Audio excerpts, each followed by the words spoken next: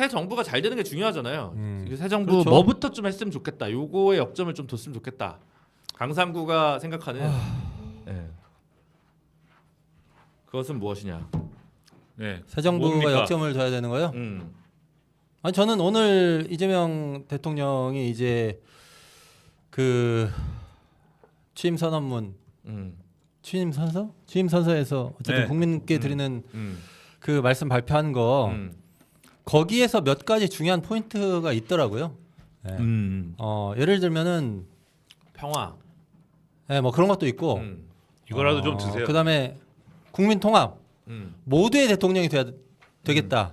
이런 얘기도 있고, 그다음에 민생 회복, 경제 살리기에부터 시작하겠다. 그런 얘기도 있고 하는데 그 하나하나가 다 좀 너무 중요합니다. 일단은 뭐 너무 당연히 해야 될 거는 뭐 내란 극복인데, 그건 내일 특별법 올라간다고 하더라고요. 특검법. 네, 특검법 본회의에. 그래서 김건희 특검법이랑 내란 특검법이랑 다 올라가니까 전 정부 뭐 윤석열, 김건희 씨에 대한 이 처리라고 불러도 되나요? 처리. 하여튼 이 두 사람이 잘못한 것, 내란 빼고 잘못한 그 모든 나쁜 일에 대한 처리는 김건희 특검법으로 할 테고 이제 얼마나 많이 막혔었습니까? 그리고 내란 특검법 내일 통과되고 나면 아마 그 내란 특검법에는 예전에 그 최상목 그 권한대행이 거부권 2번 행사하면서 두 번째 내란 특검법에는 뭐가 많이 빠졌었잖아요. 외환유치죄 이런 것도 빠졌는데 아마 그런 게 다 들어갔을 거요 이번에. 그래서 예. 그래서 이제 뭐 하여튼 수사할 수 있는 거는 다 제대로 수사할 것이다 이런 생각이 들고, 그래서 내란 뭐 극복이나 이런 문제는 뭐 좀 지켜봐야 되겠다. 다만 그것도 사실은 좀 더 확실히 하면 좋을 것들이 좀 제가 생각나는 것들이 있긴 하더라고요. 예를 들면 대통령이 그런 것 좀 해주시면 안 되나요?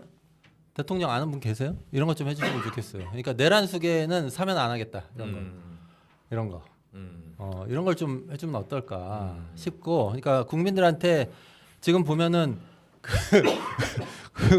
국민들한테 윤석열 피의자가 막 돌아다니잖아요. 돌아다니고 투표도 하고, 투표야 뭐 당연히 해야 되는 것이긴 하지만 돌아다니고 있고 불안하죠. 여전히 불안한 게 있단 말이죠. 그래서 이 내란 특검법은 내란 특검법대로 진행을 하더라도 국민의 불안감을 좀 불식시켜 줄 수 있는 다른 조치들을 만약에 할 수 있다면 그런 것도 해야 되겠다. 사면 불가 방침이라던가. 내란은 그렇게 극복하면 되고, 중요한 건 이제 경제 살리기하고 국민 통합이죠. 근데 그 국민 통합과 관련해서 저는 정부가 좀 고민 많이 해야 된다고 생각해요. 국민 통합이라고 하는 게 도대체 뭐냐? 아까 뭐 우리 인사할 때 탕평청 얘기도 했지만 그냥 이 당 저 당 사람들 잘 갖다 쓰면 그게 국민 통합이냐? 아니면 다른 거 뭐가 있느냐? 예를 들어서 차별금지법 같은 거 있잖아요. 영원히 못 하겠네요. 요 얘기 들었잖아요. 차별금지법 같은 걸 하는 것도 저는 굉장히 국민 통합의 이슈라고 봐요. 동의 안 하세요? 동의합니다. 동의합니까? 네. 네. 그 국민 통합 이슈잖아요. 그러니까 국민 통합을 한다고 하는 것이, 그러니까 이재명 후보를 지지하지 않았어. 그런 사람들도 챙겨가겠다. 이런 건데, 그러면 이재명 후보를 하지 않은 사람들을 예를 들어서 영남에 사는 사람들 요렇게만 구분할 일이 아니잖아요. 그렇게만 구분할 일이 아니고 세대에 따라서도 득표율이 다 다른데 이 사람들이 이재명 후보를 지지하지 않은 여러 가지 이유들이 있을 거예요. 그 다음에 우리 뭐 국민통합 관련해서 극우 세력이 지금 이제 이재명 정부로 바뀌었으니까 없어집니까? 그렇지 않잖아요. 그러면 극우 세력이 앞으로 지난번처럼 막 그렇게 막 데모하고 이런 게 아니더라도 현실 속에 명백히 존재하는데, 이 사람들이 극우적 사고방식을 안 갖도록 하기 위해서는 무엇을 해야 될 것이냐. 요것도 사실은 국민통합하고 다 연결되어 있는 문제란 거죠. 그래서 제가 뭐 요거 하나하나를 이제 얘기할 기회가 있으면 하겠지만. 하세요. 지금 다 해요? 네, 하세요. 그러면 그냥 계속 할까요? 네. 그래서 국민통합을 하겠다고 보니 모두의 대통령이 되겠다고 계속 얘기를 하셨으니 그 국민 통합을 하겠다고 하는 것의 실체가 무엇이냐를 명확히 밝혀야 되고 그 밝히는 내용 속에는 예를 들면 차별금지법이 들어가야 된다는 겁니다. 그리고 제가 이 말씀을 드리는 것은 제가 경제 살리기가 중요하다고 말씀을 드렸잖아요. 네. 이재명 대통령도 똑같이 한 얘기예요. 근데 경제 살리기가 중요하다고 하면서 지금 어떻게 얘기하냐면 계속 성장이 중요하다고 얘기해요. 네. 예, 그리고 성장을 통해서 결국은 왜 공정 성장 이런 얘기 오늘 네, 하더라고요. 네. 그러니까 성장이 안 되니까 나눠 가질 게 없어가지고 힘든 사람들이 있고 그러니 구구 세력도 막 나타난 거다. 이런 논리 구조가 있더라고요. 오늘 있죠. 그 얘기 들어보니까. 근데 사실은 극우 세력이 퍼지지 않게 하려면 성장도 중요한데 분배가 훨씬 중요하죠. 네. 예, 능력주의 하에서 자기가 일한 만큼 대가도 못 받고 자기가 생각하기에 본인이 패배자 같고 이러니까 고립되고 우울하고 이러니까 그런 사람일수록 극우적 정치 사상에 경도될 가능성이 크잖아요. 근데 그러면 성장도 성장인데 그럼 권영국 후보가 얘기했었던 그런 문제들, 그 분배 문제들 이런 거는 어떻게 해결할 것인가와 관련해서 앞으로 이제 국정을 구체적으로 운영하면서 명확히 답을 내야 된다. 이게 그냥 기본 사회 이런 걸로 될 건지 아니면 다른 걸로 해결해야 될 것인지. 근데 그렇게 해서 제대로 분배가 되지 않아서 생기는 사람들 사이에 분열 이게 결국은 국민 통합을 저해한단 말이죠. 예, 그러니까 이 경제를 살리는 것이 그냥 대기업한테 좋고 이런 게 아니라면 서민 경제, 노동자 경제가 살아야 되는데 이런 거를 통해서 그러니까 경제 살리기를 통해서 근본적으로 국민 통합을 이룰 수 있는 길 이런 거 고민해야 되고 하나 이제 차별금지법 제가 초반에 말씀드렸던 것은 차별금지법이 우리 지난번에 방송할 때도 왜 차별금지법이 경제 문제이기도 하다라는 말씀 제가 얼핏 들었었던 적이 있는데 차별금지법이라고 하는 것이 뭡니까 학력이든 인종이든 지역이든 성별 정체성이나 성적 지향 때문에 고용이나 용역체와 서비스 제공이나 교육이나 이런 것에 차별받지 말아야 된다는 거잖아요. 그렇죠. 네, 그러니까 누구든지 일자리를 얻고 그다음에 필요한 서비스를 받으면서 이 사회에서 살아야 된다는 거거든요. 근데 지금 경제 성장 중요하다고 그렇게 얘기하는데 이 사람은 예를 들어서 하는 얘기입니다. 이 사람은 이런 이유에서 고용에서 차별받고 이 사람은 저런 이유에서 공적 서비스에서 차별받고 이렇게 하면 성장이 어떻게 돼요? 그러니까 그 성소수자 될 것도 안 된다. 될 것도 안 돼요. 성소수자라고 해서 고용에서 차별할 거예요? 그러니까 팀쿡 어떻게 할 거예요? 거기뿐입니까? 엄청 많죠. 오픈 AI, 네. 오픈 AI 그분 누구예요? 이름 빨리 얘기해 보세요. 이름 샘 알트먼. 네. 이분은 동성 결혼한 사람 아니에요? 네. 네.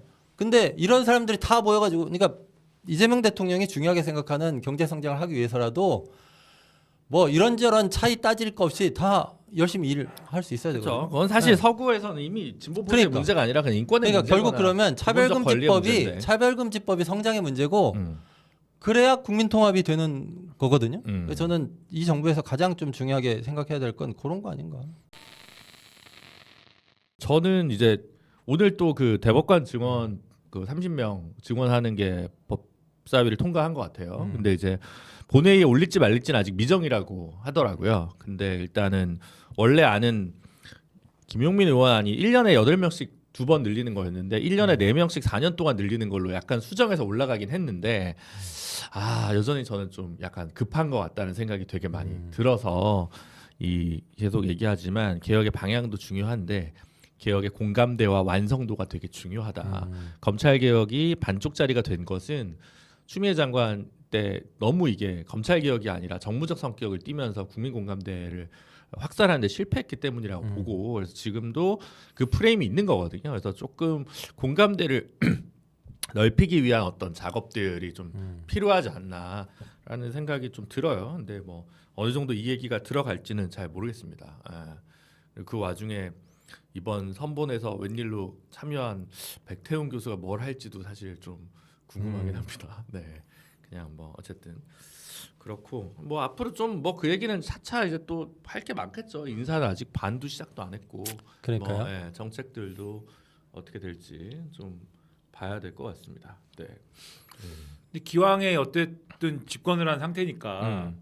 그러면 집권을 했다면 이런 사법개혁 의제나 이런 것도 하나의 좀 이런 뭐랄까 정리된 패키지로 좀 더 이제 완성도를 높여가지고 그러니까 지금 여러 가지 이제 이 과제들은 있는 거잖아요. 네. 그리고 그거에 대한 뭐 찬반의 문제는 어느 정도 뭐 정리가 됐다고 봅니다. 그래서 지금 말씀하신 대법관 증언 뭐 이런 거에 대해서 증언 자체에 대해서 뭐 아예 증언은 절대 하면 안 된다 이런 목소리는 조선일보랑 이제 뭐 국민의힘의 네.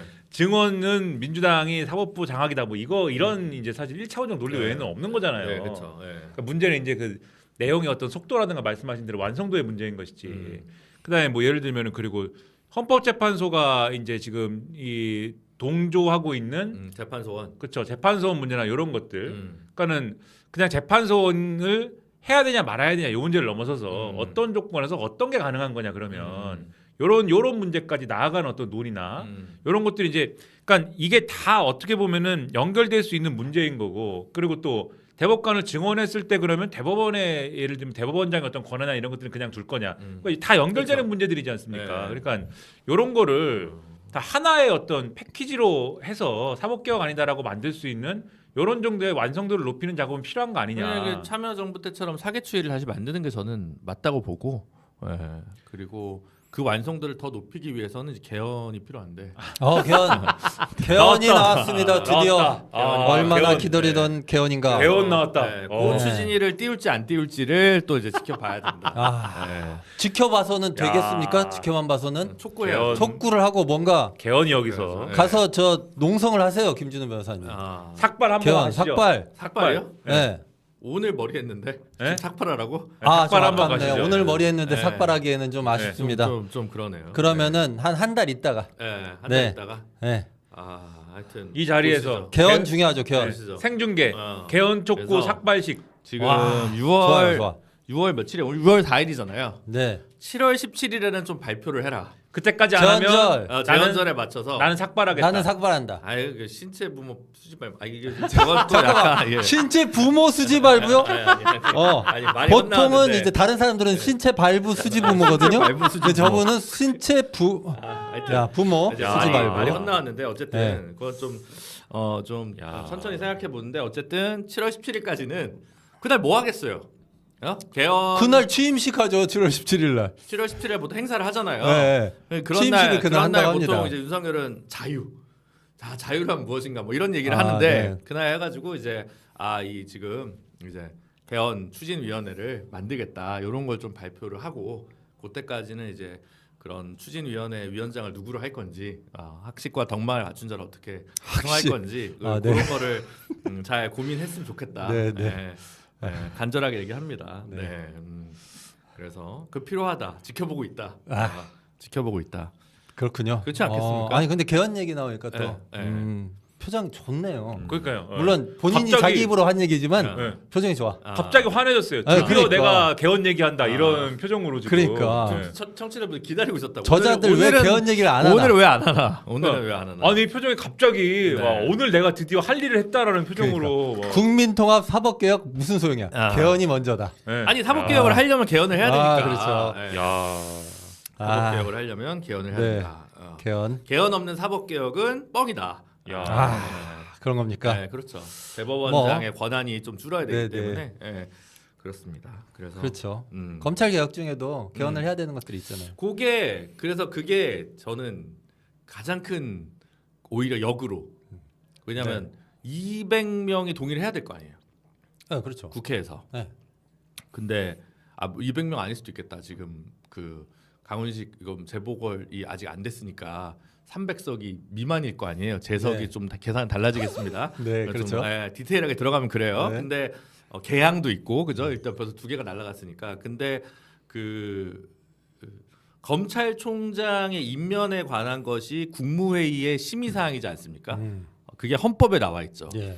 그러니까 중수청 기소청으로 바꾸려면 개헌을 해야 됩니다. 근데 그걸 동의해 줄까?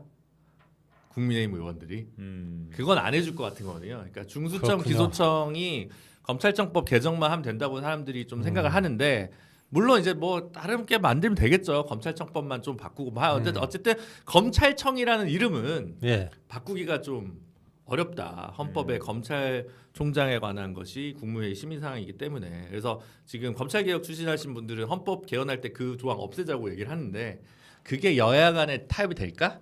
라고 하는 부분이 또 있겠죠. 그것까지 해주려면 대신에 그럼 너희는 뭘 해줄 건데? 라고 하는 게 있을 텐데 그게 딱히 줄 수 있는 게 많지 않거든요. 말하자면. 그래서 그것도 개헌의 여러 가지 발목 중에 하나일 겁니다. 말하자면. 그런 게 있습니다. 그래서 그 민주당 지지층에서 그토록 염원하는 검찰개혁 개헌 없이 불가능하다. 아.